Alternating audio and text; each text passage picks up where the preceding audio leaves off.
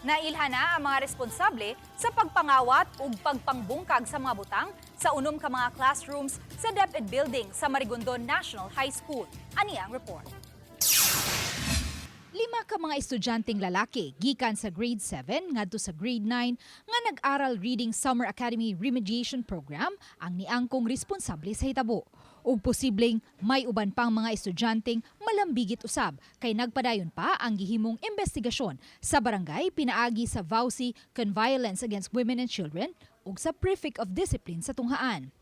May pipila ka mga estudyante nga nakasaksi sa hitabo ang nipahibaw sa Prefect of Discipline hinungdan nga nasubay ang identity sa mga responsable.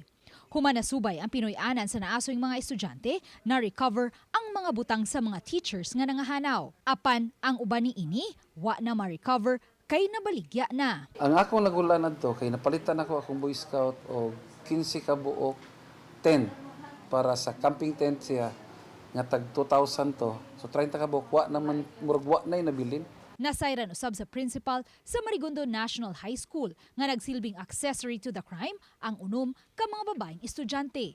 Nya sila kakita sad sila mismo nga nanguha ang kadto mga bataw. Nya mahimo silang witness kay kita man sila. Ani gihatagan pud sila sa butang. Nidawat pud sila kay nagtuo kuno ang babae nga kanang personal to sa laki. Sa pagkakaroon, mag-agad pa ang principal sa recommendation sa CSWD kung isud ba sa Home Care for Children facility sa Lapu-Lapu City ang mga minor de edad nga responsable sa pagpangawat sa mga butang sa mga teachers ug sa eskwelahan ug sa pagpangbungkag sa mga butang ug mga lingkuranan sa unom ka mga classrooms sa DepEd Building. Dili pa kay ko mo buy out sa kuan nga murag bayad mura ba og okay lang manguha kay bayaran lang.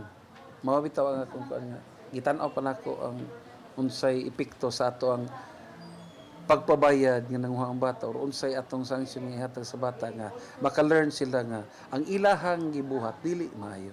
Nagpadayon pa usab ang gihimong pag-inventory sa eskwelahan sa mga nangawagtang nga butang. Ipaubos usab sa debriefing ang mga teachers nga nabiktima.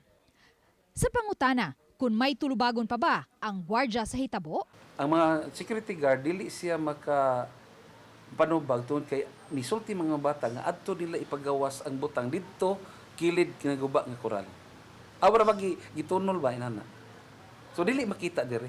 Uban ni Marlon Melgazo, Luan Merondina, Balitang Bisda.